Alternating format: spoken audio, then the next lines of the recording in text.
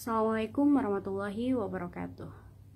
Bersama saya lagi di sini, kita akan membahas pernikahan. Tepatnya pernikahan di LDII. Kalau kita orang Islam, kita diwajibkan menikah dengan sesama Islam. Kita nggak boleh menikah sama orang musyrik, orang Majusi, ataupun orang Nasrani. Tapi di LDII kita nggak boleh menikah kecuali dengan orang LDII juga. Jadi jangan heran kalau yang ingin menikahi orang LDII akan disuruh ngaji di LDII juga, atau akan disuruh syahadat balik karena mereka menganggap orang di luar LDII sebagai bukan orang apa ya. Sebenarnya keyakinan kita, orang di luar LDII yang menyembah Allah pun kita Islam, tapi pemahaman di LDII kan mereka mengatakan orang-orang di luar LDII sebagai kafir. Sebab itu kalau kita hendak menikahi orang LDII, kita diwajibkan untuk mengaji di LDII, untuk bersyahadat kembali, agar mereka menganggap kita imannya sah. Bukan sah secara Islam ya, sah secara pandangan mereka lah. Kemarin saya ada terbaca di kolom komentar video saya yang saya sudah membuat 2 video tentang pernikahan, dan ini adalah video kedua. Video pertama saya menemukan komentar yaitu, Mbak, saya pernah mau menikah sama orang LDII. Kemudian waktu saya sudah dekat sama keluarganya, saya udah ngaji di LDII, mereka memberikan saya zakat, dan orang itu pun bingung kenapa saya harus diberikan zakat sedangkan saya bukan orang miskin dan saya juga bukan mu'alaf. Tapi alasannya orang LDII, wah karena kamu baru masuk LDII. Maksudnya mereka LDII menganggap orang ini sebagai mu'alaf. Oke, baiklah, kalau itu alasannya orang LDII, terserah mereka lah ya. Dan kemudian pernikahan di LDII itu mereka nggak akan menikah, hanya menikah di KUA kemudian no, mereka nggak seperti itu. Mereka ada 2 pernikahan. Pernikahan pertama, pernikahan yang dinikahkan oleh orang LDII juga, alias penghulunya orang LDII juga, karena mereka menganggap pernikahan di KUA itu pernikahan nggak sah.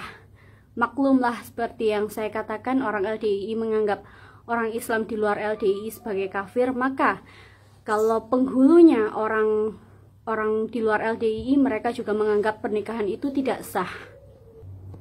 Kemudian kemarin di video saya yang part 1 saya akan membicarakan pernikahan di LDII, dan kemudian ada orang LDII yang menelpon saya, bukan menelpon sih, tepatnya kayak nyinggung-nyinggung gitu, mengatakan bahwa gini, kalau pernikahan di LDII dinikahkan sama orang LDII itu sebabnya karena yang penting sah dulu secara agama.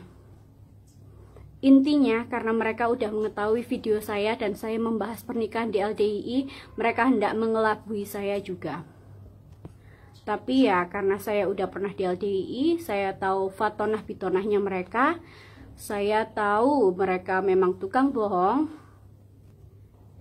saya tahu itu hanya dalih mereka. Sedangkan memang semua teman-teman saya yang di LDII, 1 hari sebelum menikah mereka pasti ada yang namanya prosesi nikah dalam atau pernikahan yang dilangsungkan dengan penghulunya orang LDII dulu, baru besoknya mereka ke KUA dan menikah di KUA. Kalau kisah saya, kebetulan saya memang nikahnya sama orang yang bukan LDII, jadi saya nggak pernah nikah dalam, saya cuma nikah di KUA aja. Seperti yang Anda ketahui, orang LDII itu menganggap orang di luar LDII sebagai najis, kafir, atau anjingnya neraka. Jadi ketika saya menikah sama orang non LDII, mereka nggak akan membuat saya menikah dalam lebih dahulu karena mereka menganggap calon saya sebagai kafir. Alright. Oh ya, curhat dikit ya. Saya tahu video-video saya ini akan menjadi kontroversi di kalangan orang-orang LDII, dan alhamdulillahnya saya nggak peduli karena apa yang saya sampaikan adalah benar. Jadi kalau mereka mengatakan saya menjelek-jelekan atau apapun ya terserah. Intinya mereka tahu apa yang saya katakan ini benar. Kalaupun mereka mengatakan saya berbohong atau saya menjelek-jelekan, mereka tahu, dalam hati mereka tahu, dan mereka tahu kalau Allah tahu yang sebenarnya saya berkata benar dan mereka berkata bohong.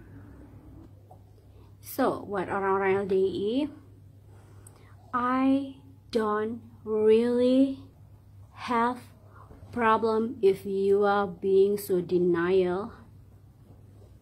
Yang penting saya tahu kata-kata saya benar dan Allah menyaksikan bahwa saya mengatakan yang sebenarnya. Dan kalau kalian sudah begitu sangat pede mengatakan kalian paling benar, sekali lagi saya mengatakan just go public and talk loudly about your ideology and please don't be ashamed. It's alright. Itu saja saran saya. Oke, sekian dulu video dari saya. Assalamualaikum warahmatullahi wabarakatuh.